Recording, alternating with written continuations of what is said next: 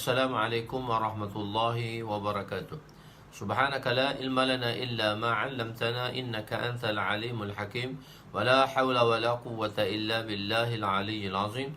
Rabbi yassir wa la tu'assir wa tammim bil khair ya fattah wa bika nasta'in. Nahmaduhu wa nusalli wa nusallim ala rasulihil karim wa ala alihi wa ashabihi al-fatihina bihadiyihim ila al-haqiqatil majaza amma ba'du. A'udzu billahi minasyaitonir rajim. Bismillahirrahmanirrahim. Wal 'asri innal insana lafi khusr illa alladhina amanu wa 'amilus shalihat wa tawasaw bil haqqi wa tawasaw bis sabr.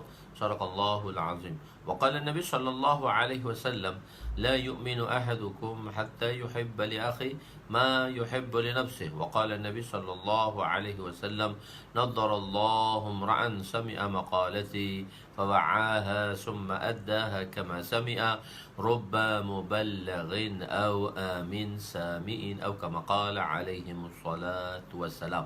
Jadi alhamdulillah pada siapa-siapa yang belum berdaftar, dan yang sudah berdaftar belum dapat lagi nombor pendaftaran daurahnya, so bolehlah siapa-siapa yang berdaftar. Masya-Allah, Umi sampai setapak dah ni. Masya Allah, Umi dah sampai setapak. Tak apa, kita pergi ke tempat 2 tapak pula. Okey, insya-Allah. Jadi pada siapa yang belum berdaftar, teruskan pendaftaran. Ada waktu lagi, masa lagi sebelum berakhirnya malam ini. Ada sahabat-sahabat masih terlupa. Masya Allah. Jadi malam ini kita berada di muka surat ke berapa? Malam ini kita berada di muka surat ke berapa?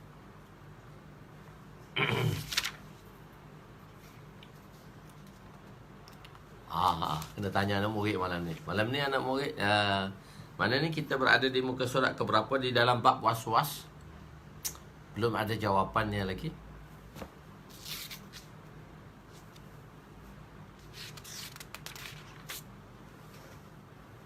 Belum ada jawapan lagi. Alhamdulillah, Ainin Osman. Malam ni kita berada di muka surat ke berapa? Mau duduk bagi salam baru. 304. Masya Allah, Jeff kita Masya Allah 304. Iaitu timbulnya was-was disebabkan oleh hasutan syaitan. Kenapa was-was itu berlaku? Disebabkan oleh bisikan-bisikan dan hasukan-hasukan syaitan. Masya Allah. Bismillahirrahmanirrahim. An Abi Hurairah radhiyallahu anhu an Rasulillah sallallahu alaihi wasallam la yazalu an-nasu yatasaaluna hatta يقال هذا خلق الله خلقا فمن خلق الله فإذا قالوا ذلك فقولوا الله أحد الله الصمد لم يلد ولم يولد ولم يكن له كفوا أحد ثم يدفل عن يساره ثلاثا وليستعذ بالله من الشيطان الرجيم. رواه أبو داود. سنذكر حديث عمرو بن الأحوص في باب khutbati yaumin nahar insyaallah taala. Sayyidina Abu Hurairah radhiyallahu anhu, hadis yang ke-75 daripada keseluruhan hadis, iaitu meriwayatkan bahawa beliau mendengar Rasulullah sallallahu alaihi wasallam bersabda, manusia akan sentiasa saling bertanya sehingga dikatakan ini telah dicipta oleh Allah. Saling tanya satu sama lain, ini siapa yang cipta, siapa yang cipta, siapa yang cipta. Ini telah dicipta oleh Allah dan ini telah dicipta oleh Allah. Maka siapakah yang mencipta Allah? Timbul persoalan. Di antaranya, siapakah yang mencipta Allah Subhanahu Wa Taala? Apabila mereka berkata demikian, sampainya keadaan demikian, maka hendaklah kamu berkata, Allah itu Maha Esa. Allah itu tempat bergantung dan dia tidak beranak, dia tidak pula diperanakkan dan tiada yang setanding atau setaraf dengannya. Kemudian hendaklah dia meludah ke sebelah kiri sebanyak 3 kali dan meminta perlindungan daripada keburukan syaitan. Dan meminta keberlindungan daripada timbulnya was-was disebabkan oleh bisikan-bisikan syaitan. Maka berlindunglah dengan Allah apabila didapati was-was tersebut. Jadi bagaimana Nabi SAW telah sarankan kepada kita untuk kita. Dia satu benda yang power ni. Satu benda yang power sebagaimana yang telah disarankan oleh Nabi SAW. Sebab tu kita mesti ada iman dan ihtisab. Mana-mana perbuatan yang kita lakukan, mesti kita kena ada iman dan ihtisab. Kita yakin bahawa kita lakukan ini daripada perintah Allah SWT dan juga amalan daripada amalan Nabi SAW. Ini kita yakin, ini perintah-perintah Allah SWT kepada kita semua. Dan kita lakukannya dengan ihtisab, mengharapkan ganjaran. Jadi sebagaimana yang Nabi SAW telah bagi pada kita, itulah sebenarnya ubat yang terbaik, iaitu bacaan yang terbaik, ta'awuz, perlindungan yang terbaik untuk kita menghindarkan diri daripada syaitan. Iaitu Nabi kata memohon perlindungan daripada syaitan. Was-was timbul. Jadi perkhabaran daripada Nabi ialah perkhabaran mengenai perkara yang akan berlaku. Dipanggil apa? Ramalan Nabi. Perkhabaran ni apa yang Nabi beritahu, iaitu ramalan Nabi SAW. Apa itu akan berlaku. Manusia akan bercakap satu sama lain sehingga satu tahap mereka akan menanyakan siapa pencipta Allah. Jadi Allah lah yang mencipta kita. Allah lah yang mencipta seluruh makhluk. Sehingga mereka akan menanya soalan terakhir, siapakah yang mencipta Allah? So dia tanya, siapa cipta Allah? Persoalan ni tertimbul, siapa cipta Allah? Apabila sampai ke tahap ini, jangan disoal, jangan dijawab soalan itu. Bahkan terus berkata, Allahu Ahad, Allah Maha Esa. Allah Maha Esa, sebagaimana zat dan sifatnya. Allahu Ahad, semua perkara selain daripada Allah asalnya tidak wujud, kemudian ia diwujudkan. Sebelum adanya Allah lah satu zat yang wajibul wujud. Zat yang wajibul wujud, yang mana wajibnya kewujudannya. Dan zat yang qadim. Semua benda tak ada apa pun selain daripada Allah. Semua benda tak wujud pun kecuali Allah lah yang wujudkannya. Jadi Allah sentiasa Maha Esa. Allah memenuhi segala keperluan makhluk dan dia tidak berhajat kepada sesiapa pun. Di sini kita perlu memperbaharui iman kita sebagaimana yang telah dinyatakan oleh hadis Nabi SAW. An Abi Hurairah radhiyallahu anhu qala Rasul sallallahu alaihi wasallam, jaddidu imanakum. Qila ya Rasulullah, kaifa nujaddidu imanana? Qal aksiru min qawli la ilaha illallah. Rawahu Tabrani, rawahu Ahmad wa Tabrani wa isnadu Ahmad Hasan at-Targhib. Sayyidina Abu Hurairah radhiyallahu anhu meriwayatkan bahawa Rasulullah sallallahu alaihi wasallam bersabda, hendaklah kamu sentiasa memperbaharui iman kamu. Ni Nabi pesan kepada sahabat-sahabat kena selalu memperbaharui iman. Baginda ditanya, ya Rasulullah, bagaimana untuk memperbaharui iman kami? Baginda sallallahu alaihi wasallam bersabda, perbanyaklah ucapan la ilaha illallah. Perbanyakkan. Ada satu riwayat, aksiru min qawli la ilaha illallah. Aksiru min zikri la ilaha illallah. Dua-dua riwayat. Perbanyakkanlah sebutan la ilaha illallah, perbanyakkanlah ucapan la ilaha illallah. Telah kita jelaskan dahulu, ucapan la ilaha illallah ni bukan setakat kita ratib, kita la ilaha illallah, la ilaha illallah, la ilaha illallah, la ilaha illallah, Allahu Allah, Allahu Allah, Allahu Allah, Allah, Allah, illallah, illallah, illallah, illallah, illallah, illallah, illallah. Kita ratib Chistiyah. Okey. Jadi bukan setakat kita ucapan la ilaha illallah tadi. Jadi satu ucapan la ilaha illallah, satu ialah lagi kita ceritakan kebesaran Allah. Allah lah yang menghidupkan kita, Allah lah yang mematikan kita, Allah lah yang segala-galanya. Kita menceritakan kebesaran Allah. Kita menceritakan kebesaran Allah. Sebab apa? Supaya apa yang kita ceritakan tadi, dia masuk dalam hati kita, dia menjunan dalam hati kita. Ataupun kita sampaikan dakwah tadi, kita sampaikan dakwah untuk memperbaharui iman kita. Sahibul Masabih telah menyebut hadis hadis Sayyidina Amr bin Ahwas di sini, tetapi pengarang Mishkat, pengarang kedua tidak merasanya lebih sesuai hadis tersebut dibawa di dalam bab khutbah Yaumin Nahar. Ada satu hadis lagi bagi pendapat Imam Baghawi di sini. Imam Baghawi telah bawa satu hadis, tapi Imam Mishkat, Sahibul Mishkat, pengarang kedua, dia tak bawa hadis tu, dia bawa hanya satu di tempat saja. Sebab hadis yang dibawa oleh siapa? Oleh pengarang kedua, tidak ada hadis berulang. Sebab tu untuk pilih satu-satu hadis yang berulang tadi, beliau hanya meletakkan satu tempat saja yang paling sesuai bagi pendapat beliau, mengikut terjemah ataupun topik yang beliau nak sampaikan di dalam kitab beliau. Mungkin oleh sebab itu beliau tidak menyatakan hadis itu di sini. Mungkin kerana hadis itu lebih sesuai diletak di tempat di sana. Tempat sana lebih sesuai dengan maknanya, dengan mafhumnya, maka hadis itu akan dibentangkan di sana. Fasal ketiga, fasal yang ketiga ialah fasal yang mana tambahan daripada pengarang kedua. Pengarang kedua tahu kan nama dia siapa?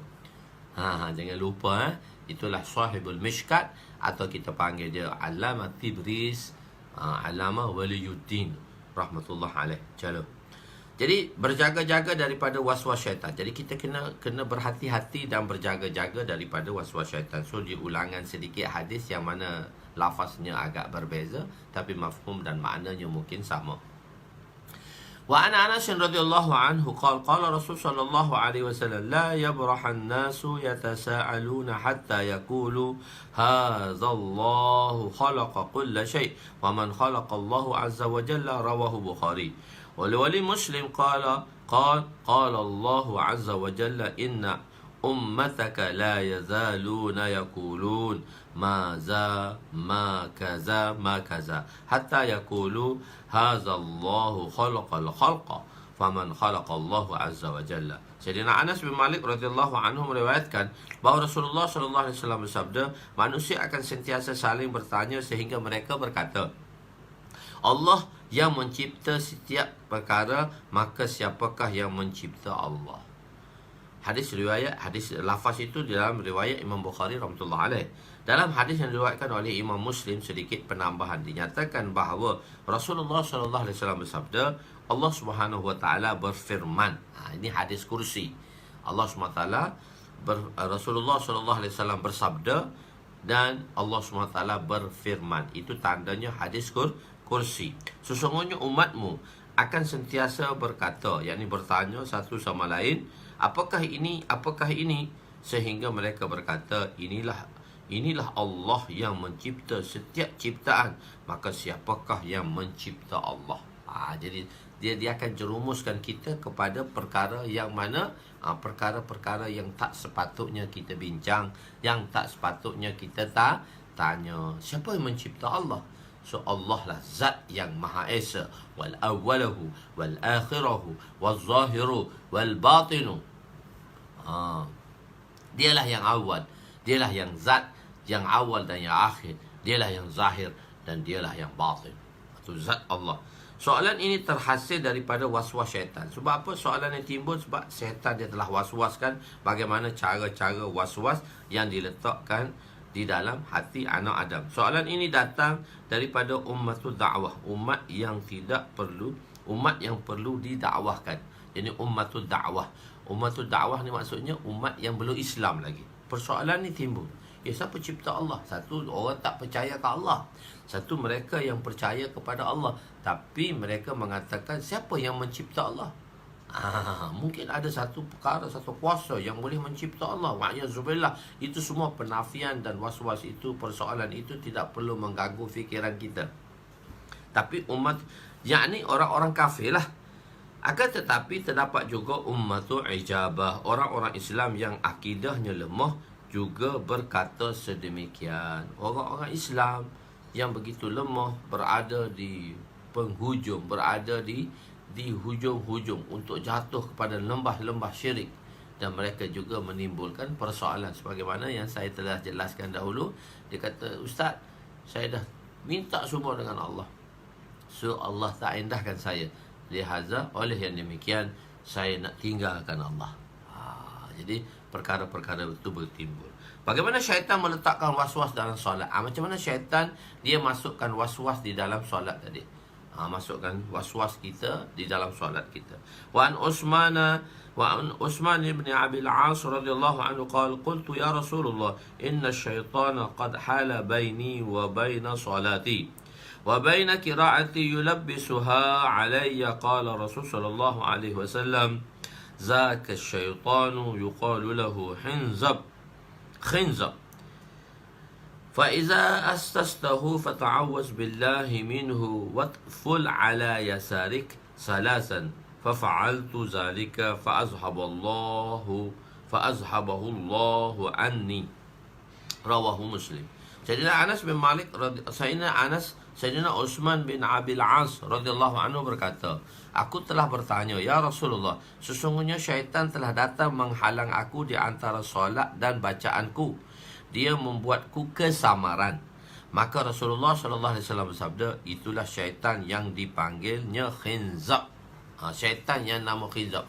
Ada syaitan-syaitan yang tertentu yang khususnya untuk merosakkan kita, yang dikhususkan untuk merosakkan amalan-amalan dan menimbulkan was-was di dalam anak Adam. Apabila kamu merasakannya, hendaklah kamu berta'awuz, iaitu memohon perlindungan dengan Allah Subhanahu wa taala, dan kamu meludah ke sebelah kiri sebanyak 3 kali. Maka aku telah melakukan demikian dan Allah telah menghilangkan daripadaku. Nah, dia lodoh 3 kali. Aku nak lodoh tengah semayang macam mana ni? Di situ ulama telah ada perbahasan. Utsman bin Abi al-As bin Bishr bin Abu Duhman bin Abdullah ibnu Himam as-Sakhafi, Abu Abdullah nama kunyah dia. Nabi telah melantik beliau sebagai amil di Taif pada zaman, dan pada zaman Khalifah Umar beliau dilantik sebagai amil di Amman dan Bahrain pada tahun 15 Hijrah. Kemudian beliau meninggal di Basrah sehingga beliau wafat di sana pada tahun 50 Hijrah. Beliau juga banyak meriwayatkan hadis daripada Nabi. Antara sahabat yang meriwayatkan hadis daripada beliau ialah Yazid bin Hakam, Sa'id bin Musayyab, Musa bin Talhah dan Nafi' bin Hubaib. Khinzab atau khinzab, dua-dua boleh. Syaitan yang mana dikhususkan khusus untuk mewaswaskan di dalam sembahyang kita. A'udzubillahi minasyaitan, a'udzubillahi minal khinzab. Boleh. Ya Allah, aku berlindung daripada syaitan yang namanya khinzab. Sejenis syaitan. Ulama menyatakan setiap pekerjaan ada jenis-jenis syaitan yang berbeza. Jadi ada syaitan-syaitan yang khusus, yang mana untuk mewaswaskan dan yang mana untuk memesongkan umat ini sewaktu melakukan amalan-amalan ataupun melakukan perkara-perkara apa sahaja di dunia. Syaitan dia akan datang. Jadi apabila wujudnya was-was, maka perlu dilakukan 2 perkara. Satu, ta'awuz. Satu, mula-mula kita baca a'udzubillahi minasyaitonirrajim. Kedua, kita meludah sebelah kiri. Persoalannya, bolehkah meludah dalam solat? Tengah-tengah solat kita ludah sebelah kiri, macam mana? Jika melakukan sesuatu perbuatan sebanyak 3 kali dalam solat, maka ia akan membatalkan solat. Jika kita melakukan satu amalan 3 kali berturut-turut, satu amalan 3 kali berturut-turut dengan satu amalan tadi dilakukan secara berturut-turut 3 kali, maka amalan perkara tersebut akan membatalkan sembahyang atau akan membatalkan sembahyang. Jadi seseorang itu boleh meludah bagi setiap rukun setiap kali. Kalau nak ludah juga, isyarat ludah tadi, bila duduk tengah berdiri, isyarat ludah sekali. Bila nak rukuk, isyarat ludah. Bila i'tidal, bila sujud, maknanya setiap intiqalat tadi, setiap selepas takbir intiqalat dan semua amalan-amalan tadi berpindah ke satu-satu amalan, ke satu-satu rukun, maka boleh kita meludahkannya sebanyak 3 kali dengan isyarat lah. Jangan ludah sungguh-sungguh, dengan isyarat ludah. Tetapi apabila berada di luar masjid, ini apabila berada di luar masjid lah. Kat dalam masjid tak boleh meludah. Masjid dah kapek-kapek dah, mana boleh meludah. Akan tetapi sebaik-baiknya maksud ludah di sini isyarat ludah. Maksud ludah maksudnya memberi isyarat ludah. Tidak mengendahkan was-was. Jadi apabila datangnya was-was, jangan kita endahkan. Jangan kita mengendahkan was-was tersebut. وعن القاسم بن محمد أن رجلا سأله قال إني أهم في صلاتي فيقصر ذلك علي فقال له امضي في صلاتك فإنه لن يذهب ذلك عنك حتى تنصرف وأنت تقول ما أتممت صلاتي. رواه مالك. Hadrat Qasim bin Muhammad meriwayatkan bahawa seorang lelaki telah bertanya kepadanya, sesungguhnya aku merasa waham, maknanya merasa was-was dalam solatku, dan ia menjadi semakin teruk ke atasku. Lama aku duk layan, kau teruk, baca Fatihah, Masya Allah, tak habis-habis, makin teruk. Baca bukan betul, bismillah. Dia benda-benda ni bila kita layan, dia makin teruk. Satu-satu benda bila kita layan, dia akan jadi makin teruk lah. Dia semakin teruk. Sebab tu kita jangan endahkan. Telah kita jelaskan sebelum ni, iaitu jangan kita endahkan perkara-perkara tadi. Kita buat dono saja. Kita jangan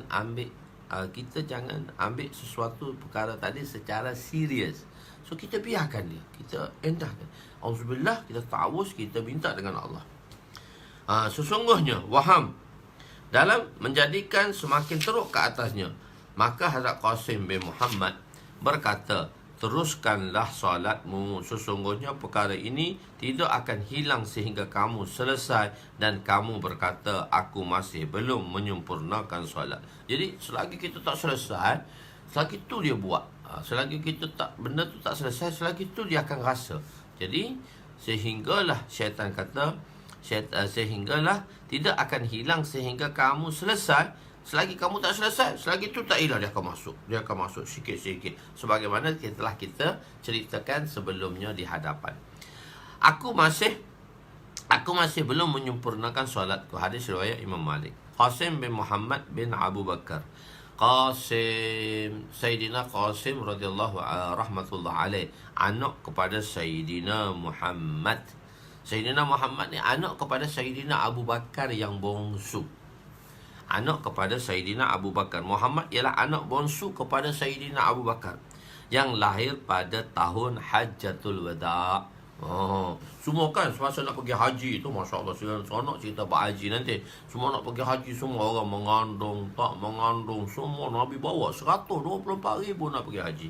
Jadi salah satunya tu yang dah syarat mengandung. Di antara salah satu yang syarat mengandung ialah isteri Sayyidina Abu Bakar radhiyallahu anhu.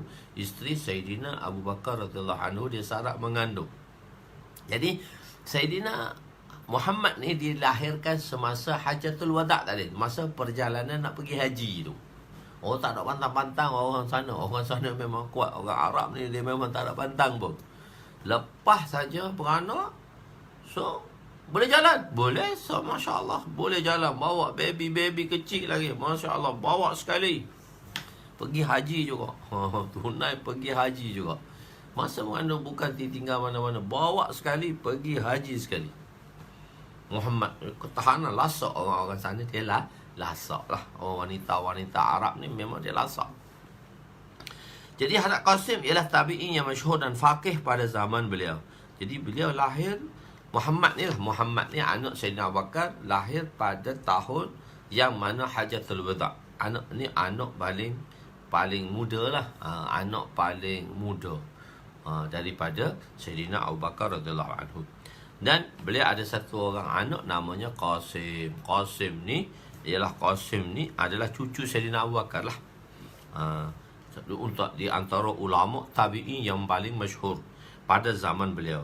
Beliau banyak meriwayatkan hadis daripada sahabat, antaranya Sayyidina Muawiyah dan makcik dia, iaitu Sayyidatuna Aisyah radhiyallahu anha.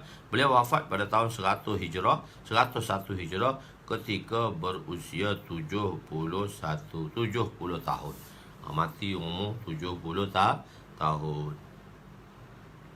Tadi kalau 101 Hijrah, 101 Hijrah, dia silap sikit tu. Bukan 70 tahun tu. Sebab Hajjatul Wada' Hajatul Wada itu tak Qasim lah. Qasim tadi betul lah, Qasim 100. Muhammad tu baru tahun 11 Hijrah. Okey, tak apa. Salah satu cara untuk mengelakkan waham ialah dengan tidak mengindahkan fikiran itu dan melakukan perbuatan yang timbul yang betul dan sahih serta tidak memikirkan waham tersebut. Maknanya kita buat rondo, kita minta perlindungan sebagaimana yang diberitahu oleh Nabi SAW. Untuk datangnya waham dan khialat yang buruk tersebut bukanlah satu kesalahan. Kadang-kadang kan telah kita jelaskan benda-benda buruk ni dia datang bukan menunjukkan satu orang tu tak baik, tapi sebenarnya perkara-perkara tu timbul disebabkan oleh keimanan seseorang tadi, tetapi terus melayan perkara tak baik tadi, satu keburukan. Fikiran tersebut ialah satu keburukan. Melayani fikiran. Duk layan dia, duk layan juga. Itulah kita panggil dia, ia dipanggil quwwatu iradah. Jadi apa-apa sahaja yang kita nak lawan tu dia satu kekuatan. Perlu ada timbul kekuatan dalam diri kita, iaitu dia panggil quwwatu iradah. Quwwatu iradah ni ketahanan dalaman lah. Kita mesti mempunyai kekuatan untuk melawan perkara-perkara tersebut. Wallahu alam. Telah habis bab waswas. Bab yang ketiga kita belajar malam ni, bab yang ketiga iaitu babut takdir, bab takdir. Sebelum ni kita telah ceritakan sedikit sebanyak tentang takdir pada beriman kepada takdir. Beriman kepada takdir telah saya jelaskan sedikit sebanyak di situ. Cuma kita nak flashback balik. Dan di dalam bab takdir ni pengarang bawa begitu banyak hadis tentang mengenai takdir. Beriman dengan takdir ni dibawa oleh pengarang ialah sebanyak daripada muka surat 309 hingga ke 375, iaitu 46 hadis kesemuanya yang telah dibawa oleh pengarang di dalam bab takdir ni. Di antara salah satu banyak hadis tentang takdir. Jom kita baca definisi. Babul iman bil qadar. Babul iman bil qadar. Setelah menceritakan kitabul iman dan bab-bab kabair, musannif yakni pengarang bawakan bab beriman dengan takdir. Lepas tu kita bawa bab waswas. Mula-mula bab iman, hadis-hadis tentang iman, menaikkan iman, apakah hadis-hadis yang boleh merosakkan dan menjatuhkan iman, dan selepas tu apakah perkara-perkara yang boleh melunturkan iman, apakah sumber-sumber yang boleh mendatangkan waswas yang menyebabkan perkara ini berlaku. Okey. Berkenaan takdir dibincangkan sedikit sebanyak di dalam kitabul iman. Kita dah bahas dah dalam kitabul iman, tapi diulang balik di sini. Sekarang dibincangkan secara khusus kerana perbahasannya terlalu halus. Umat dilarang membincangkannya secara terperinci kerana ditakuti akan menimbulkan perbalahan. Perbalahan. Tapi kalau bahas secara logik lah. Tapi kalau kita bahas bersandarkan Al-Quran dan hadis yang digariskan oleh ulama, perbahasan itu tidak menjadi permasalahan. Okey. Takdir ialah ilmu Allah. Telah kita jelaskan dulu. Okey. Mungkin pada siapa yang belum masuk lagi, sebelum ini telah saya ceritakan, takdir itu ilmu Allah. Biasanya kita sebut takdir, kita akan menggambarkan macam mana kita sebut tentang jihad dahulu. Bila kita sebut jihad, kita gambarkan dia satu peperangan, iaitu qital. Satu peperangan bermakna qital. Jadi qital memberi makna qital dalam satu peperangan. Jadi kita nampak itu. Bila kita sebut tentang takdir, maka kebanyakan zihin manusia ni ialah kita merasakan dia satu ketetapan yang tak boleh diubah.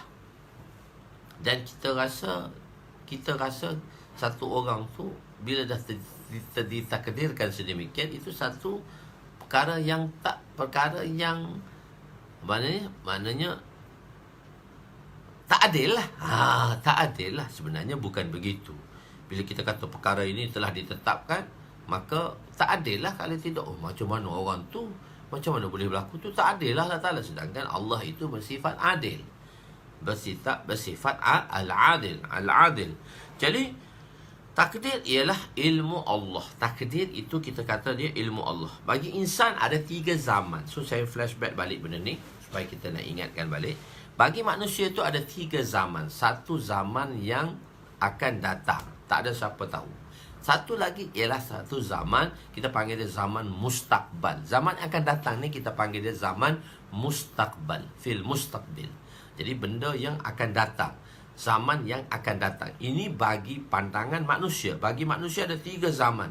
Zaman yang akan datang, zaman yang sedang berlaku, dan zaman yang telah berlaku.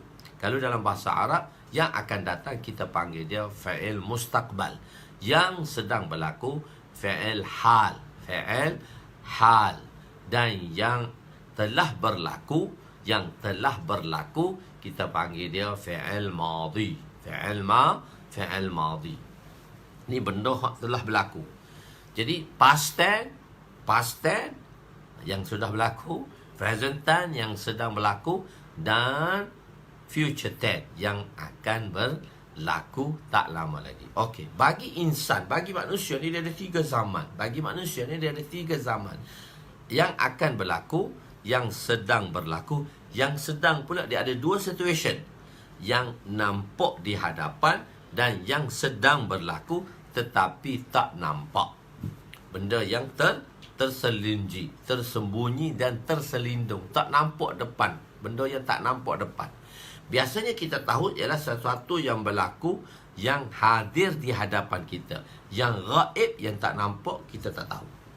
Yang tak nampak, kita tak tahu apa yang sedang berlaku di seluruh dunia. Kita tak tahu.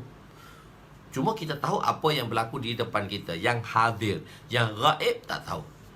Ilmu Allah, alimul ghaibi wasyahadah. Allah itu dia mengetahui sesuatu, setiap sesuatu yang hadir dan setiap sesuatu yang gaib. Kenapa Allah beritahu macam itu? Sebab itu mengikut pandangan manusia bahawa Allah kata dia nampak dan dia tahu apa yang hadir dan apa yang tersembunyi.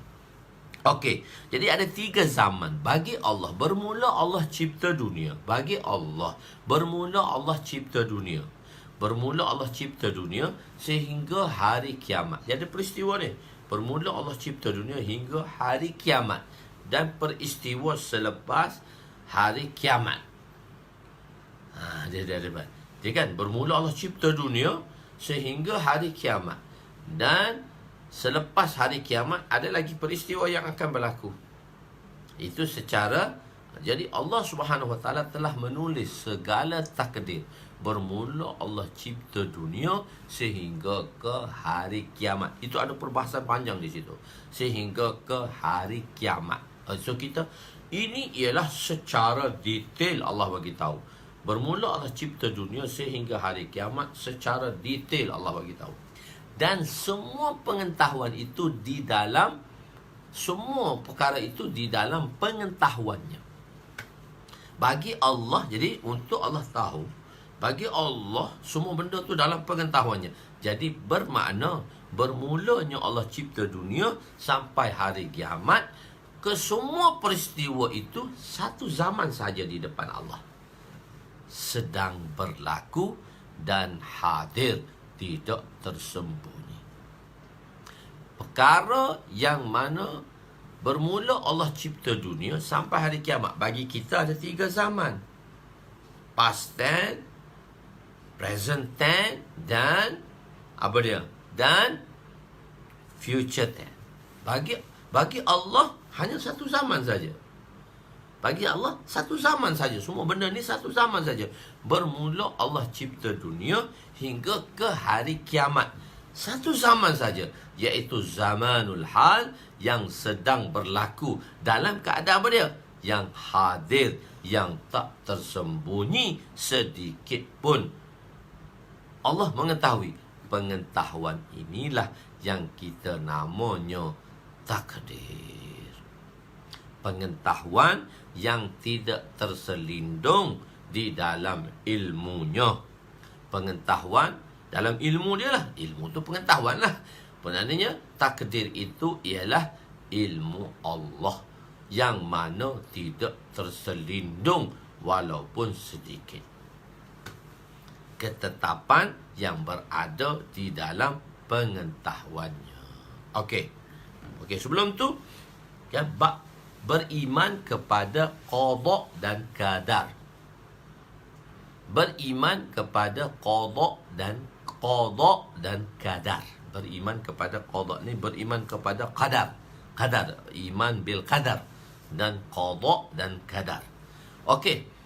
Apa itu qadar? Apa itu qada? Qadar ialah pengetahuan, ketetapan. Qadar ialah pengetahuan secara ijmali.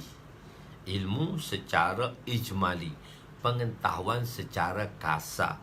Qada ialah pengetahuan secara terperinci. Okey, apabila seorang ingin membina sebuah rumah, maka dia akan plan, dia akan rancang rumah itu di dalam kepalanya. Dia ada rancang dalam kepalanya, aku nak buat sebuah rumah lah. Dia satu tanah yang 500 dan 5,000 kaki.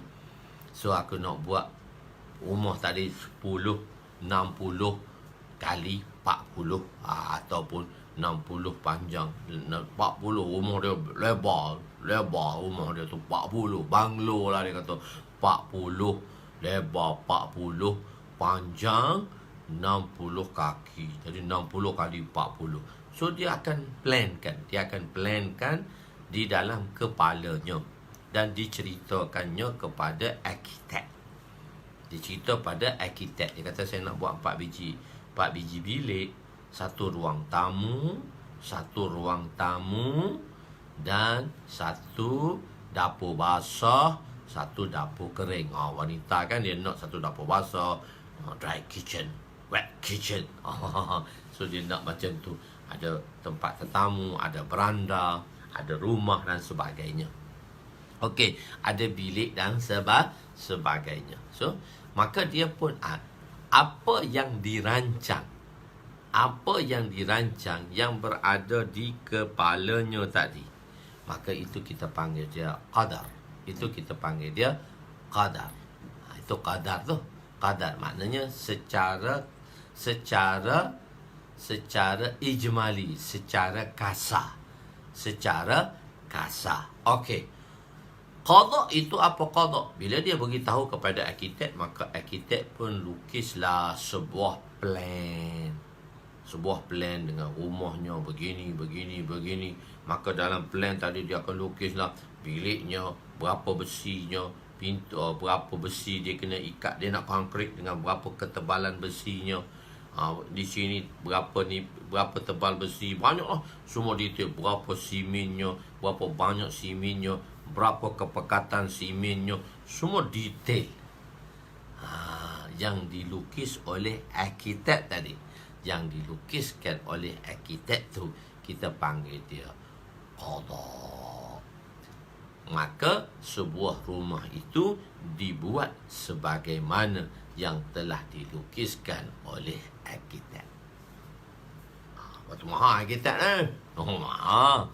Buat plan gitu pun berpuluh-puluh ribu, beratus-ratus ribu harga dia. So, itulah qada dan itulah qadar.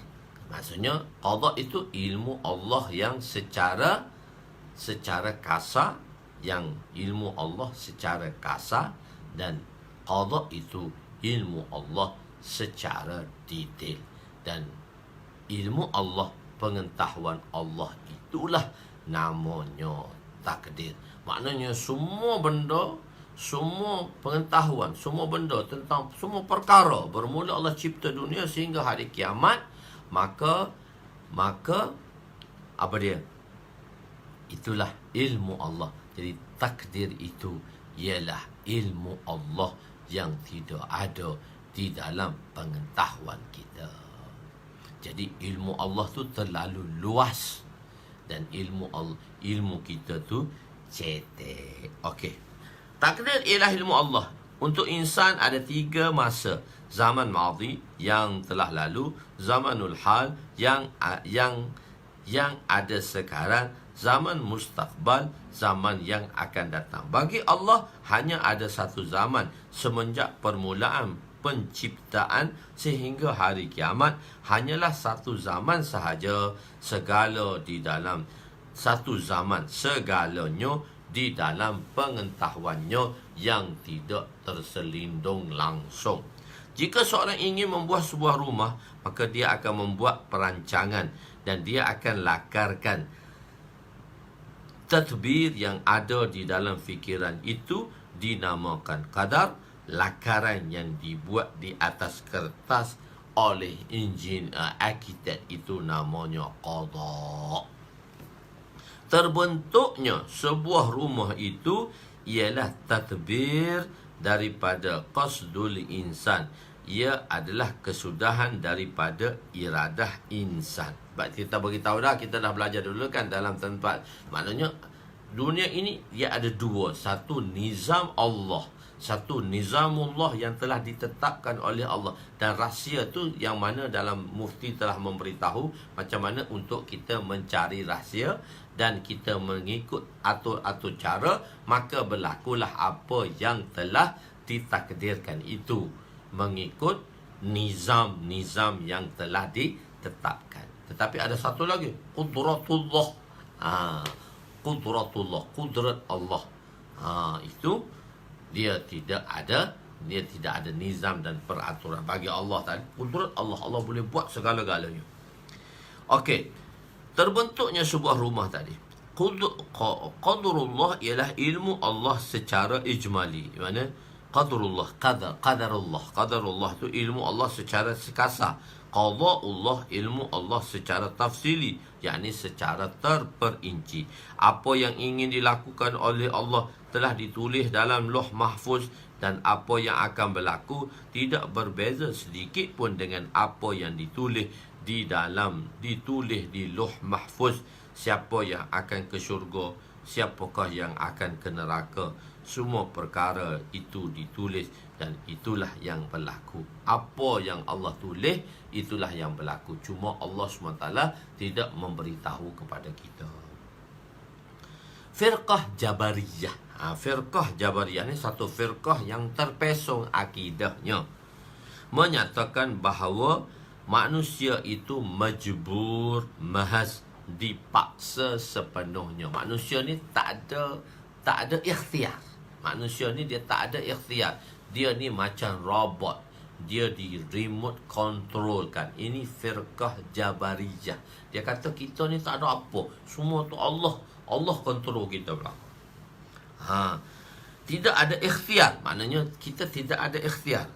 Manusia, firqah batil yang lain ialah Mu'tazilah, mengatakan Allah tu mencipta manusia dan manusia mencipta perbuatannya. Ada juga golongan dia kata perbuatan manusia tadi tidak termasuk di dalam takdir, iaitu ketetapan yang berada di dalam pengetahuannya. Tak ada dalam takdir. Dia kata apa tu ditentukan oleh manusia sendiri selepasnya. Ada golongan yang mana kita manusia ni macam batu, ikutlah macam robot aja, kena remote control. Ada kata tak, manusia tu menentukan segala-galanya untuk dirinya. Firqah batil ini sudah tiada lagi, cuma ideologi mereka masih wujud. Ada lagi orang yang berfikiran sedemikian. Oleh itu insan yang menentukan. Inilah insanlah yang menentukan baik atau buruknya. Itu dia kata, itu firqah Mu'tazilah. Ahlus Sunnah wal Jamaah. Ahlus Sunnah wal Jamaah berpendapat, Ahlus Sunnah wal Jamaah berpendapat baik dan buruk kedua-duanya dicipta oleh Allah. Baik ke buruk ke semua daripada Allah. Baik ke buruk ke semua daripada Allah. Itu kita beriman. Dan telah saya jelaskan dahulu sebelum ni, baik itu daripada Allah dan kita kena yakin buruk itu daripada Allah. Tetapi Allah SWT mengajar kita satu peradaban, dan yang mana kita kata hak baik itu daripada Allah, yang kurang itu daripada kelemahan saya. Ma asabaka min hasanatin famin Allah, ma asabaka min sayyi'atin famin nafsik. Famin nafsi. Famin nafsi. Apa sahaja yang baik itu katakannya daripada Allah, tetapi apa yang buruk itu katakannya bahawa itu daripada diri kamu. Bahawa itu adalah daripada diri kamu. Okey. Jadi itu sebab saya dah jelaskan dahulu sebelum ini, satu peradaban. Maknanya kita bila bercakap, dia ada peradaban. Baik buruk kita percaya daripada Allah, tapi dari segi percakapannya kita perlu ada peradaban. Okey, dah kita jelaskan, kita tak nak panjang di situ. Jadi firqah batin ini mengatakan jika dikatakan Allah itu mencipta perkara yang buruk, maka kita telah sandarkan keburukan itu kepada Allah. Jadi firqah batin yang kata tak, Allah cipta hak baik, hak buruk tak cipta. Kita ahli sunnah kata, wal jemaah, kita berantikad baik buruk semua daripada Allah. Cuma kita diberi satu peradaban. Kita diberi satu peradaban dari sudut peradaban bercakap. Misalkan kat dunia ni semua peradaban. Firqah batin ini mengatakan jika Allah, tapi firqah batin ni dia kata jika gini, tengok. Jika Allah cipta benda yang baik, okeylah kita sandarkan kebaikan itu kepada Allah. Tapi jika Allah cipta yang buruk, maka kita sandarkan keburukan itu kepada Allah. Sedangkan Allah berfirman, dia dalil. Firqah ni mereka pun ada dalil Quran dan hadis, tetapi mereka faham lain. Mereka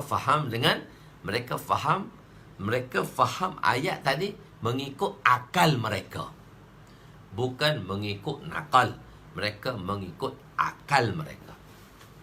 Jadi mereka jawab, mereka kata, mana boleh Allah cipta hak buruk? Ni Allah kata, fatabarakallahu ahsanul khaliqin.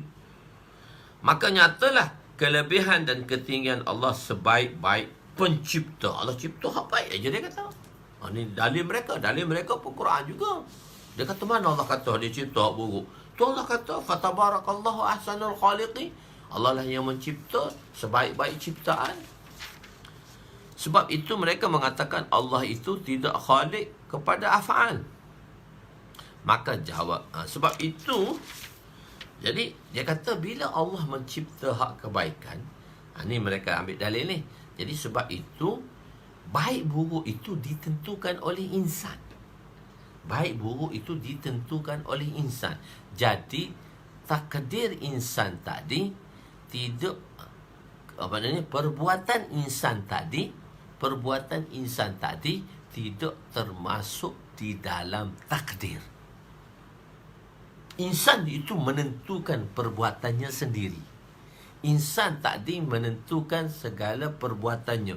Jadi baik buruk tu, Mu'tazilah kata baik buruk tu bukan dalam takdir. Insan yang mentakdirkan diri. Dia adalah khalik kepada af'alnya. Dia adalah pencipta kepada setiap perbuatannya. Dia percaya Allah tu mencipta dia, tapi insan itu mencipta perbuatannya sendiri. Jadi perbuatan insan itu tidak termasuk di dalam takdir Allah. Ini pendapat yang batil, iaitu Mu'tazilah. Okey, boleh faham kita kata. Jadi ahli sunnah menjawab.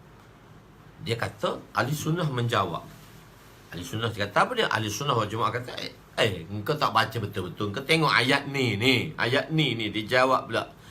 Wallahu khalaqakum wa ma ta'malun. Allah lah yang mencipta kamu dan apa yang kamu kerjakan. Mana pulaknya segala pekerjaan kamu tu tak termasuk dalam takdir. Allah yang ciptanya. Wallahu khalaqakum. Kum tu ialah maktuf alaih. Wa ma ta'malun, dan apa yang kamu lakukan tu maktuf alaih. Semua itu adalah apa dia? Maf'ul bihi, kepada khalaqa, yang mana fa'ilnya lafaz Allah tadi. Kalau di segi nahwunya begitulah. Begitu. Jadi Allah lah yang mencipta kamu dan Allah lah yang mencipta segala perbuatan kamu. Dia nak nafikan sebab dia kata hak baik tu daripada Allah, hak buruk tu bukan daripada Allah. Jadi manusialah yang menentukan kebaikan dan keburukannya. Manusia itulah yang menentukan hala tuju hidupnya. Dan manusia kata perbuatan, Mu'tazilah kata perbuatan manusia itu tidak termasuk di dalam takdirnya. Dia tak ada dalam takdir. Dia tak ada sangkut paut dengan takdir. Kita kata tak. Kita kata Allah. Kita jawab balik. Allah cipta kita dan Allah cipta setiap perbuatan kita. Cuma kita diajar peradaban. Kita diajar peradaban. Allah yang mencipta kamu dan kerja buat kamu. Surah As-Saffat ayat 96. Ahli sunnah berpendapat di sini ada dua. Satu Khalid, satu Kasib. Satu Khaliq dan satu Khalaq, iaitu Khalaq mencipta, dan satu lagi Kasab, berusaha. Mu'tazilah dia dua-dua. Allah lah yang Khaliq kepada insan. Allah lah Khalaq. Khalaq ni mencipta. Allah lah Khaliq. Khaliq ni sang pencipta. Allah lah Khaliq kepada insan, dan insan itu Khaliq kepada af'alnya.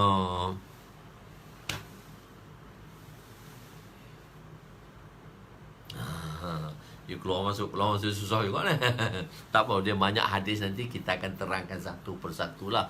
Cuma perbahasan. Jadi tengok Mu'tazilah kata, fahaman salah kata, Allah mencipta kita dan kita mencipta perbuatan kita sendiri. Perbuatan insan itu tidak termasuk di dalam takdir Allah. Kita kata tak. Dia ada dua benda sini. Khalaq, iaitu mencipta. Kasab, berusaha. Jadi Mu'tazilah dia kata gini. Mu'tazilah kata apa? Allah lah yang Khaliq. Allah lah pencipta. Allah lah Khaliq kepada insan. Yang semua insan ni Allah yang cipta. Tetapi insan itu Khaliq kepada af'alnya. Insan tu adalah Khaliq. Dia yang menentukan segala perbuatannya. Kita mana bolehnya Allah kata Allah, wallahu khalaqakum wa ma ta'malun. Perbuatan kau, aku yang buat semuanya. Jadi cuma kita letak, Mu'tazilah kata manusia, Allah tu Khaliq dan manusia tu Khaliq kepada af'alnya. Kita kata tak. Ahli sunnah wal jamaah kata Allah itu Khaliq kepada kita dan kita adalah kasib kepada af'al kita. Kita yang berusaha ke atas af'al kita. Kita ada usaha, cuma usaha kita terbatas. Usaha kita terbatas. Allah yang menciptakan, dialah yang memberi hidayat dan dialah yang menyesatkan. Tengok Allah buat semua. Hidayat dia mencipta. Cuma kita mengatakan insan itu kasib, diberi ikhtiar. Sebagaimana Allah SWT berfirman, wallahu yahdi man yasha. Allah memberi hidayat, petunjuk kepada siapa yang dikehendaki. Orang yang mana? Orang yang Allah kehendaki. Satu fa'il pada yasha' tu man juga. Allah lah yang memberi hidayat kepada, Allah boleh bagi hidayat. Jadi insan itu tidak mencipta perbuatannya, tapi dia diberi ikhtiar. Akan tetapi ikhtiar insan itu berada di bawah ikhtiar Allah. Ikhtiar insan itu diberi ikhtiar, tapi terbatas. Kita diberi pilihan, tapi pilihan kita terbatas. Tengok satu, iradatullah. Iradatullah. Iradah Allah itu namanya wujud. Iradatul insan. Iradah insan itu namanya talibul wujud. Talabul wujud. Talabul wujud, mencari kewujudan. Keinginan manusia tu talibul wujud. Allah itu iradatul insan tu nama, iradatullah nama dia wujud. Apa yang Allah iradah tu pasti benda tu ada. Iza arada syai'an an yakula lahu kun fayakun. Iza arada Allah syai'an an yakula lahu, bila Allah beriradah untuk melakukan sesuatu, kun fayakun. Kun fayakun. Kun jadilah, fayakun maka jadilah. Di sini Allah nak menceritakan bahawa perkara itu terlalu mudah baginya. Tak perlu tunggu kaf dan nun. Tak perlu tunggu kaf dan nun. Tak, Allah kata kun baru jadi. Tak. Iradah Allah tu dah cukup dah. Iradah itulah namanya wujud. Cuma iradah kita, keinginan kita, iradah insan itu kita namakan ta'ala wujud. Untuk mewujudkannya, dia tak akan wujud kecuali apa yang Allah wujudkan. Bila kita nak wujudkan sesuatu dan terwujudnya perkara itu, kerana apa? Kerana perkara itu telah sama dengan keinginan Allah. Bila apa yang kita inginkan sama dengan apa yang Allah inginkan, maka apa yang kita nak itu akan wujud. Tetapi apa yang kita inginkan tak sama dengan apa yang Allah inginkan, benda tu tak akan wujud. Wa ma tasha'una illa an yasha Allah. So Allah ni, mengikut ahli sunnah wal jamaah, Allah Ta'ala dia hanya bagi pada kita pilihan. Kita ada pilihan. Cuma pilihan kita terbatas. Kita dibatasi. Kita ada pilihan, tapi pilihan kita terbatas. Kita ada ilmu, tapi ilmu kita terbatas. Kita ada ilmu, tapi ilmu kita cetek nak dibandingkan dengan ilmu Allah yang begitu luas. Bila seorang guru dia nak fahamkan anak muridnya, maka dia kata, mari aku bawa engkau pergi tepi pantai. Bila bawa pergi tepi pantai, dia kata gali lubang 2 kaki. Gali lubang 2 kaki isi padu. Gali lubang 2 kaki isi padu. Cik otak dah ni. So tak apa, jangan fikir. Lepas tu dia faham dah sikit-sikit. Jadi gali lubang 2 kaki. Kawan tu pun galilah lubang 2 kaki. Dia kata, tuan guru, dah siap lubang 2 kaki. Maka tuan guru kata, masukkan semua air lautan dalam lubang 2 kaki ni. Tuan guru, nak masuk macam mana lubang 2 kaki? Jom, sampai 2 kaki je lah boleh masuk air. Dia kata, itulah otak engkau. Lubang 2 kaki sahaja. Itulah otak engkau. Lubang 2 kaki sahaja. Itulah pengetahuan kamu. Lautan itulah ilmu Allah yang tiada bertepi. Itu satu pemisalan saja. Nak bagi tahu ilmu Allah tu luas, ilmu kita tu cetek. Tiadalah kamu berkemahuan melakukan sesuatu perkara. Tengok, di bracket. Untuk melakukan sesuatu perkara, kita ada kemahuan, kita ada keinginan, kita ada pilihan. Tetapi melainkan dengan cara yang dikehendaki Allah. Jadi apa yang kita nak tadi, satu cara yang Allah nak kepada kita, yang macam mana Nabi nak kepada kita. Wa ma tasha'una illa an yasha Allah. So kita kena buat pilihan macam mana pilihan Allah. Kita ada pilihan, tapi kita kena buat pilihan macam mana pilihan Allah. Sebab itu dalam satu hadis kursi Allah kata, turid wa urid. Satu tu keinginan kau. Turid, apa yang kamu nak. Urid, apa hak aku nak. Wala yakunu illa ma urid. Apa yang berlaku, pasti berlaku mengikut apa yang aku inginkan. Cuma Allah bagi kaedah. In sallamtani fima urid, a'taituka fima turid. Bila kamu bila kamu serahkan segala keinginanmu mengikut apa yang aku inginkan, a'taituka fima turid, maka aku akan kurniakan pada kamu terhadap apa yang kamu inginkan. Wa inna dha'ani fima urid. Apabila kamu menentang apa yang kami inginkan, ata'abtuka fima turid. Aku akan letihkan kamu terhadap apa yang kamu inginkan. Wala yakunu illa ma urid. Apa yang akan berlaku mengikut apa yang aku inginkan. Tak berlaku macam mana kamu nak, berlaku macam mana aku nak. Jadi situ tiadalah kamu berkemahuan. Maknanya apa saja. Wa ma tasya'u, tidaklah kamu berkemahuan. Maksudnya kamu berkemahuan. Apa sahaja kemahuan yang kamu nak lakukan tadi, tidaklah ma tu manafiah. Tiadalah kemahuan, melainkan kemahuan yang Allah nak.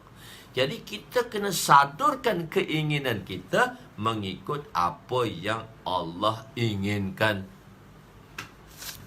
Allah inginkan.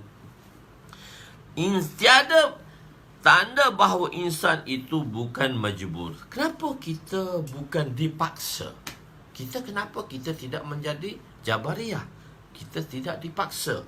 Sebab robot dia tidak ada penyesalan. Dia bukan dipaksa, dia tak menyesal. Jadi kenapa tanda bahawa insan itu bukan majbur, mahaz, ialah penyesalan terhadap sesuatu perbuatan pada kalangan setengah manusia menunjukkan bahawa dia tidak dipaksa sepenuhnya. Jika dipaksa, maka tiada wujud penyesalan. Dia tak ada paksa. Tiada wujud penyesalan. Jadi, apa dia? Oleh yang demikian, Allah berfirman, فَمَنْ شَاءَ فَلْيَكْفُرْ فَمَنْ شَاءَ فَلْيُؤْمِنْ وَمَنْ شَاءَ فَلْيَكْفُرْ. Jika dia dipaksa, maka tidak wujud penyesalan. Dia tak ada paksa. Dia tak paksa. Tuhan beri pilihan pada kita. Dan kalau kita kata kita dipaksa, kalau sesuatu dia dipaksa, dia tak ada perasaan lah. Bila dipaksa, dia tak ada perasaan. Robot, dia tak ada perasaan. Dia tak ada penyesalan. Bila dia di remote controlkan. Dia dah di remote controlkan. Dia tak ada perasaan pun. Dan bila satu benda yang tak ada perasaan, maka tak timbulnya penyesalan. Dibunuh orang, dia tak rasa bersalah pun. Dibunuh orang, robot dia bunuh orang, dia tak bersalah pun. Tapi manusia, kalau dia bunuh orang, berdebati dia, bersalah aku bunuh tu, bersalah tu, tak betul tu. Maka siapa yang mahu, tapi dalam ayat ni, siapa yang mahu beriman, hendaklah dia beriman. Tiada paksaan. Siapa yang mahu kufur, biarlah dia mengingkarinya.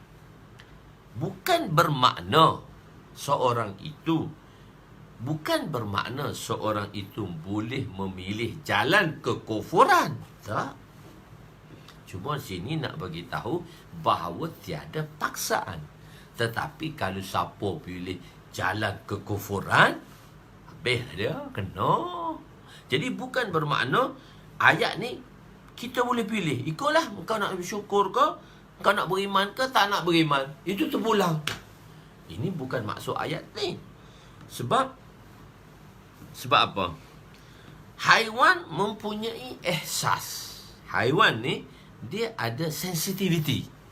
Ihsas. Dia boleh dia ada rangsangan. Haiwan pun ada rangsangan. Contohnya, anjing akan lari apabila dibaling batu. Oh, sakit lari dia. Kenapa dia lari? Sebab dia ada ihsas. Dia ada satu rangsangan. Aduh, sakit. Dia kena lari. Takkan anjing kita baling, dia tak lari. Dia lari. Anjing pun boleh lari. Sebab dia ada ihsas. Dia ada satu rangsangan. Okey. Ikhtiar diberi. Jadi, burung juga akan menyerang jika ada yang mengusik anaknya.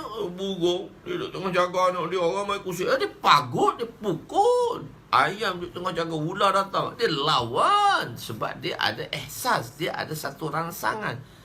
Begitu. Ikhtiar diberi kepada insan, tetapi bukan ikhtiar sepenuh. Kita diberi pilihan, tetapi kita diberi ikhtiar, tapi tak sepenuhnya. Kita diberi pilihan, tapi tak sepenuhnya. Pilihan yang kita diberi, mesti kita kena mengikut apa yang Allah nak. Sayyidina Ali berkata, seorang itu boleh angkat satu kaki, tetapi tidak boleh angkat dua kaki untuk jadi Superman. Kerana satu kaki, ikhtiar dia lagi. Kaki kedua nak angkat, itu bukan ikhtiar insan. Jadi, angkat dua kaki itu, ada orang yang boleh melihat, tetapi dia memejamkan mata. Dia boleh lihat, mata dia bagus, tapi dia pejam mata. Dia boleh lihat, tak nampak dia pejam. Itu ialah ikhtiarnya. Ada orang yang mata dia celik, tapi dia tak nampak. Kita panggil dia buta ayam. Dia dapat celik tetapi tidak dapat melihat. Maka itu bukan ikhtiarnya. Lemah, kuat, sakit, sihat, segalanya telah ditulis oleh Allah. Cuma Allah tak bagi tahu kita. Itu syukur. Jadi ayat tadi, faman syaa falyakfur, faman syaa falyu'min. Maka itu pula lah kamu nak beriman atau tahu tak beriman. Itu sebenarnya ayat itu taubih, ayat satu ancaman. Ada dulu saya dah cerita tentang ayat ni. Ayat ni satu ancaman, bukan bermakna dia boleh dipilih untuk hidup kafir, suka hati dia. Tapi ayat ni satu ancaman. Masuk kawasan satu larangan, kata jangan masuk. Kenapa kau masuk? Juga jangan masuk. Maksudnya, kenapa kau masuk? Tak nampak ke? Buta ke? So, kenapa dia dimarah? Kenapa? Kenapa kau masuk? Itu satu ancaman. Masuklah, kenalah kau masuk. Sebab benda tu dah tulis jangan masuk. Adalah menjadi kesalahan umat apabila berkaitan dengan akhirat, mereka menyerahkan kepada takdir. Tetapi untuk perkara dunia, mereka tidak menyerahkan kepada takdir, tetapi meletakkan usaha. Mat, kenapa tak datang masjid? Allah dah takdir dah ustaz, tak boleh datang. Nak buat macam mana? Bila agama, manusia salahkan takdir. Manusia bagi reason takdir. Mat, kenapa kamu? Mat, kenapa tak datang masjid? Allah dah tetap dah ustaz. Macam mana tak datang lah kita? Bukan salah kita. So boleh jawab macam tu? Betul ke jawab macam tu? Sayyidina Ali radhiyallahu anhu di dalam babut tahajud. Babut tahajud dalam Bukhari. Babut tahajud dalam hadis kedua. Hadis ini datang dalam riwayat Bukhari. Nabi SAW telah kejutkan Sayyidina Ali untuk bangun sembahyang tahajud. Bagus pak mertua kejut menantu bangun tahajud. Tak ada dah sekarang pak mertua kejut menantu bangun tahajud.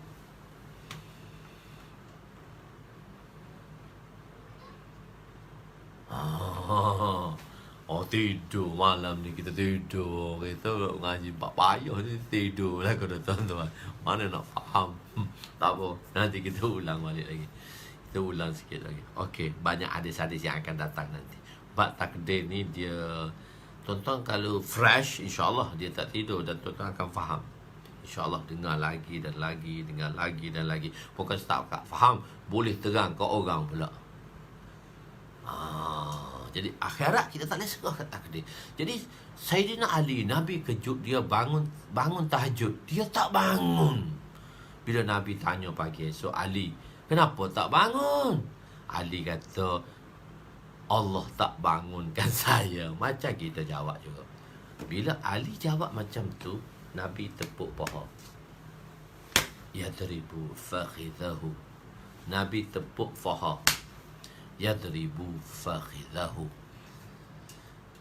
Nabi telah menepuk kedua pahanya. Ada orang kita tak boleh marah. Bila kita nak marah, kita marah pada diri kita je.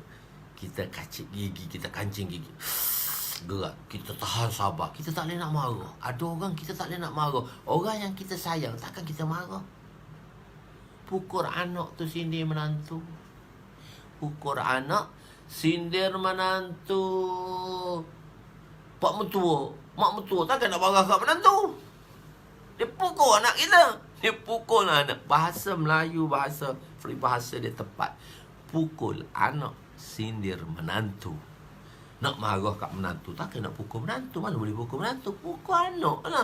Pukul anak menantu tu, pukul cucu dia tu. Pukul cucu tu sebenarnya nak ajar menantu. Ada orang tak boleh kita marah. Orang yang kita sayang, kita tak boleh marah. Kita nak marah, kita lepas gerak. Geramnya ke budak ni. Tapi kenapa kita tak pukul? Sebab orang tu kita tak boleh marah. Makan hati je lah sepanjang hari. Tak boleh nak marah, tak sabar. Tak boleh nak marah. Takkan Nabi nak marah kat Sayyidina Ali. Nabi pun tepuk paha dia. Yadribu fakhizahu. Nabi telah menepuk pahanya sendiri. Sebab apa? Liizhari ta'assubi. Kerana Nabi tak suka jawapan Ali yang sedemikian. Menyatakan kepada takdir. Nabi tak marah, Nabi tepuk dia sendiri je. Pukul anak, sindir menantu. Ada orang kita tak boleh marah. Ada orang kita tak boleh marah. Ada orang kita tak boleh marah. So kita, jadi sebab itu kita tak boleh marah. Jadi gitu, faham? Jadi adalah menjadi kesalahan umat apabila berkaitan dengan akhirat, maka menyerahkan kepada takdir. Tetapi perkara dunia mereka tidak menyerah takdir, tetapi meletakkan usaha. Mat, hari Ahad pun bekerja juga ke? Ustaz, hari Ahad ni ramai kedai tutup hari Minggu. Kalau kedai tutup, mak 5 buah kedai biasanya buka. Satu hari ni satu kedai je buka. Masyuk. Sebab apa? Manusia meletakkan kepada usaha dunia. Manusia kata dunia ni ada usaha. Akhirat lepas tak ada. Akhirat kita peluk tubuh. Kita tentukan pada takdir. Ini salah. Sebab tu dunia ini tidak perlu usaha sungguh-sungguh. Tetapi jika sebaliknya maka ia benar. Jadi dunia ni orang anggap kena kerja. Akhirat tak apa tak kerja pun. Dia kata Allah dah takdir dah. Kita ikut je lah. Dunia tak boleh, kena usaha. Sebenarnya dunia akhirat sama je, kita kena usaha. Akhirat lebih-lebih lagi kita nak usaha. Sebab kita nak hidup di akhirat. Dunia ni tak apalah. Nabi kata bekerjalah untuk duniamu seolah-olah kamu nak hidup 1000 tahun. Dan bekerjalah untuk akhiratmu seolah-olah kamu nak mati esok hari. Apa maksud dia? Oleh kerana manusia faham macam ni. Oleh kerana nak hidup lama kat dunia, buat projek besar-besar sebab nak hidup 1000 tahun lagi. Macam nak hidup 1000 tahun. Buat usaha macam nak hidup 1000 tahun. Kena usaha, kena cari harta macam nak hidup 1000 tahun. Sebenarnya tak, bukan faham macam tu. Maksudnya dunia ni panjang. Kalau tak boleh cari hari ni, esok ada lagi. Kalau tak boleh esok, lusa ada lagi. Kalau tak boleh lusa, tulat ada lagi. Kalau tak boleh tulat, tulen ada lagi. Tapi akhirat, tak buat esok tak ada dah. Kalau tak buat akhirat, maka dia tak akan ada lagi esok. Esok akan datang, tetapi harinya berlainan sudah. Untuk hari ini, tak akan datang lagi esok. Untuk akhirat. Dunia tak apa. Tak ada hari ni, esok ada lagi. Tak ada esok, lusa ada lagi. Okey. Jadi, kalau kita kata dunia ini tak perlu kita usaha sungguh-sungguh. Tak apa. Dunia ni jangan usaha-usaha. Kerana ia telah ditetapkan. Tetapi akhirat kena usaha sungguh-sungguh. Tak apa. Kalau kata gitu tak apa. Tapi jangan kata begitu. Allah tangan, tolonglah, bantu aku. Kau malas kau minta dengan orang. Mana boleh. Kerana tak kata macam tu, tak apa. Dunia ni tak payah. Dunia ni apa dah. Okey, begitu. Jadi sebab itu ulama mengatakan al-ajru biqadri musyaqqah. Ganjaran itu diberi dengan sebab kesusahan. Ad-dunya al-ajru biqadri musyaqqah. Ganjaran itu berkadaran dengan kesusahan. Ad-dunya biqadri muqaddar. Dunia tadi berkadaran dengan takdir. Dunia tak apa, kita serah kat takdir. Jangan usaha. Akhirat tak apa. Tapi sebenarnya kita kena dua-dua, minta kebaikan dunia akhirat. Tapi kalau akhirat kita buat lebih tak apa. Insan itu dinamakan mukallaf. Cuma kita insan dinamakan mukallaf. Insan itu dinamakan mukallaf. Nak sambung lagi ke? Nak berhenti? Nak sambung ke? Nak berhenti? Tuan-tuan mengantuk kan? Semua nak mengantuk dan nak sambung kan nak berhenti? Okey, kita sambung sikit lagi. Insan itu, cuma kita tengok dari sudut lain. Kita tengok tadi dari sudut takdir. Satu lagi kita tengok dari sudut lain. Iaitu kita ni manusia bernama mukallaf. Kita diberi tanggungjawab. Jadi bila kita diberi tanggungjawab, ada benda yang kita kena usaha, yang kita kena buat. Ada benda tak perlu kita fikir dan tak perlu kita susah kepala kita. Kita buat apa Allah suruh je. Apa tanggungjawab saja. Jadi kan orang kerja kerajaan dia mudah je. Dia tak mikir macam orang berniaga. Orang berniaga ni semua A to Z dia kena buat. Orang kerja kerajaan untung PKP pun boleh gaji free. Tak ada fikir apa-apa, relax. Masuk gaji RM5,000. Cikgu-cikgu tu masuk habis RM5,000, RM10,000, relax. Tak payah kerja ni boleh, tak apa, masuk gaji je. Tapi kalau hak berniaga, mikir pening kepala. Tak kerja 5 bulan beri pala, cikgu sedap dia goyang. Tak payah fikir, tak ada tanggungjawab. Bukan tak bertanggungjawab, maksudnya dia tak perlu fikir. Gaji masuk kalau orang kerja. Tak ada kerja tak masuk. So, jadi dia tanggungjawab tu, responsibility, tanggungjawab tu. Jadi manusia ni diberi tanggungjawab. Alhamdulillah rezeki tu saya tak mempertikaikan tuan-tuan gaji kita kerajaan tak kerja kerajaan, tapi saya nak bagi tahu tanggungjawab. Jadi Allah ni dia beri tanggungjawab pada kita. Kita ni ada satu tanggungjawab yang mesti kita buat. Tanggungjawab kita kena buat apa yang Allah suruh. Allah kata benda ni bukan tanggungjawab kau. Kau jangan fikir benda ni. Takdir ni kau jangan fikir. Kau jangan fikir. Cuma kamu kena redha dengan apa yang aku telah tentukan pada kamu. Jadi insan itu bernama mukallaf, iaitu diberi tanggungjawab untuk menunaikan apa yang diperintahkan kepadanya. Dia tidak mampu untuk mengetahui ilmu Allah dan tidak juga diberi tanggungjawab untuk mengetahui ilmu Allah yang dinamakannya takdir. Takdir terbahagi kepada dua, mubram dan muallaq. Mubram ialah takdir yang tidak boleh dipinda, sedangkan muallaq itu takdir yang boleh dipinda. Muallaq adalah satu benda yang boleh kita pindah. Telah saya jelaskan dulu sikit sebanyak. Jika seorang itu melakukan, ini muallaq. Jika seorang itu melakukan sesuatu yang baik, maka usianya akan ditambah daripada 70 hingga ke 80. Maka itu adalah namanya muallaq. Bagaimana pula menentukan takdir mublam atau muallaq? Hanya Allah sahaja yang mengetahui mana mubram, mana muallaq. Kita tak boleh tahu. Telah saya jelaskan dulu untuk muallaq ni, untuk mubram dan qada mubram dan qada muallaq ni. Iaitu apa dia maksud qada mubram, qada muallaq ni? Qada muallaq iaitu Nabi kata doa boleh mengubah takdir. Doa boleh mengubah takdir. Sedekah boleh memanjangkan usia. Doa boleh ubah takdir. Maksud takdir di situ takdir yang muallaq. Kalau takdir mubram tak boleh. Pahala sedekah boleh memanjangkan usia.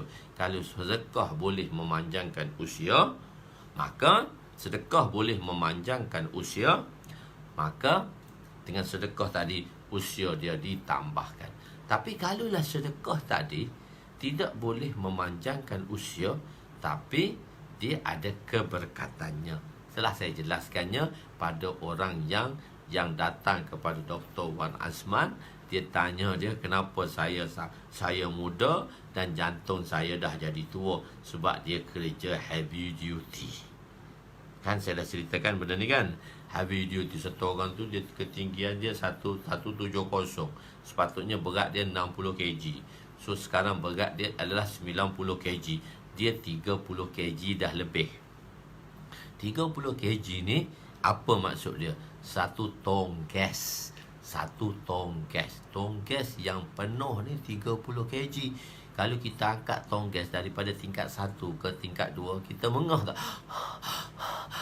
Termengah-mengah. Sebab kita angkat 30 kilo. Tapi satu orang tu dia tak sedar, dia dah lebih 30 kilo. Bila dia lebih 30 kilo, dia makan pun dengan tong gas, dia duduk pun dengan tong gas, dia tidur pun dengan tong gas, dia bangun pun dengan tong gas. Lebih-lebih menyayatkan hati, dia pergi buang air pun tong gas duduk atas kepala. Sambil buang air, ada tong gas boleh buang. Susah nak buang air. Maksudnya dia telah bawa setiap hari 30 kilo yang lebih tong gas. Bermakna jantung dia telah pump lebih. Jantung dia pump lebih. Bila jantung dia pump lebih, dia heavy duty. Doktor kata kau umur 40, tapi jantung dah 80 dah. Sebab heavy duty. Jadi begitulah saya nak tasbihkan begini. Ada orang yang mana dia qada mubram, dia tak boleh ubah dia. Tapi dengan sedekah dia tadi macam heavy duty. Walaupun umur pendek, tapi buat kerja macam orang umur panjang. Macam orang umur panjang. Makin sasa lah badan kau, hari-hari akak tong gas. Besar tong gas 30 kilo. Orang obesity lebih dah 30 kilo. Maknanya dia dah heavy duty. Jadi orang yang mana qada ni, qada mu'allaq ni, qada mubram ni, kita dah faham. Kalau orang tu dia qada mubram, Nabi kata apa? Dengan sedekah dia boleh panjangkan usia. Usia dia tak panjang dah, tetapi pahala dia banyak. Pahala dia banyak sebab dia buat kerja heavy duty. Boleh faham? Boleh faham dah tu. Saya dah ceritakan dulu keadaan. Jadi amantu billah kama huwa bi asma'ihi wa bi sifatihi. Allah adalah qadir mutlak untuk memasukkan semua manusia ke dalam syurga, dan qadir mutlak qadir mutlak untuk memasukkan semua manusia dalam neraka. Tak ada siapa pun boleh tanya Allah. Allah Ta'ala boleh buat boleh masukkan orang baik ke dalam syurga, dan buat masuk orang baik ke dalam neraka. Tapi Allah boleh buat masuk orang jahat dalam syurga. Tak ada siapa boleh tanya. La yus'alu amma yaf'alu. La yus'alu amma yaf'alu. La yus'alu amma yuf'alu. La yus'alu amma yaf'alu. Hum yus'aluna. Allah kata la yus'alu amma yaf'alu. Tak payah tanya apa aku buat. Hum yus'aluna. Tapi hum buat, aku semua kena tanya. Aku akan tanya semua sekali. So Allah Ta'ala dia boleh buat apa? Cuma Allah telah buat satu perjanjian dia. Orang yang baik ke syurga, orang yang jahat ke neraka. Tapi Allah boleh buat orang yang baik ni semua masuk neraka. Dan Allah tak zalim pun. Tak ada siapa boleh kata Allah itu zalim. Kecuali manusia je kata Allah Ta'ala zalim. Tahun 70-an, tahun awal 80-an, saya ingat lagi kat Kelantan tu, apabila penanam tembakau, penanam pokok tembakau ni dah nak masuk, nak kutip hasil dah, turun hujan, berendang hujan, pokok tembakau berpuluh-puluh hektar berendang hujan, habis tembakau tu buruk akar. Mari bawa pedang nak lawan Allah. Nak lawan Allah. Nak lawan Allah macam mana dah? Dia kata, Allah, kenapa kau turunkan hujan pula masa nak masak ni? So nak lawan Allah.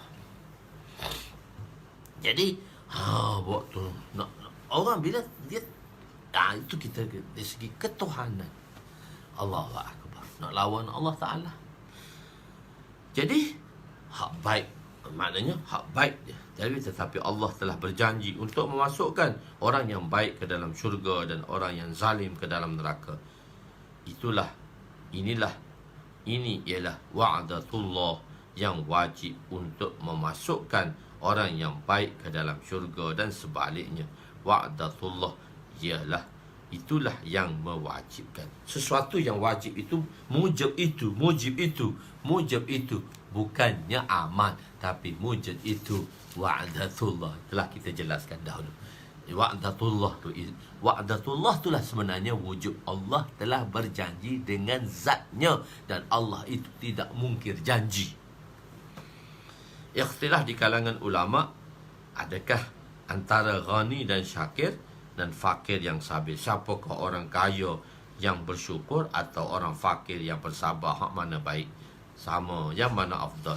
Zahirnya fakir yang sabir, Allah memasukkan seorang itu. Tapi hak baiknya orang yang fakir lagi bersabar, itu lebih baik daripada orang kaya yang pemurah. Itu dari sudut yang berbeza lah. Kadang sudut orang kaya itu lebih murah, kadang orang baik, orang yang fakir itu lebih baik. Allah memasukkan seseorang itu ke dalam syurga dengan rahmatnya. Sayyidina Utsman radhiyallahu anhu, Abdurrahman bin Auf adalah antara asyarah mubasyarah yang mereka orang yang kaya. Begitu juga antara sahabat, mereka akhir-akhirnya menjadi kaya. Jadi ada orang di kalangan sahabat yang kaya, tapi Nabi memilih jalan kemiskinan. Nabi memilih jalan kemiskinan. Ma syubi'an Nabi sallallahu alaihi wasallam yaumaini mutatabi'aini hatta qubiza. Ada Aisyah kata, ma syubi'an Nabi min khubzin sya'ir yaumaini mutatabi'aini. Ma syubi'an Nabi, Nabi tidak pernah kenyang dengan roti yang diperbuat daripada tepung bali, yaumaini, 2 hari, mutatabi'aini, berturut-turut, hatta qubiza, sehinggalah wafatnya Nabi. Aisyah kata, 9 tahun aku tak pernah tengok Nabi makan kenyang, makan roti hari berturut-turut, tak pernah tengok. Maknanya Nabi memilih jalan kemiskinan. Telah kita bincangkan dalam harta Nabi dahulu.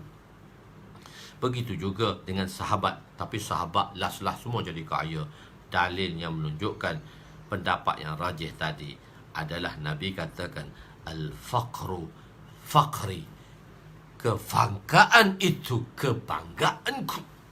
Nabi pilih, dan Nabi memilih ikhtiar sebagai miskin.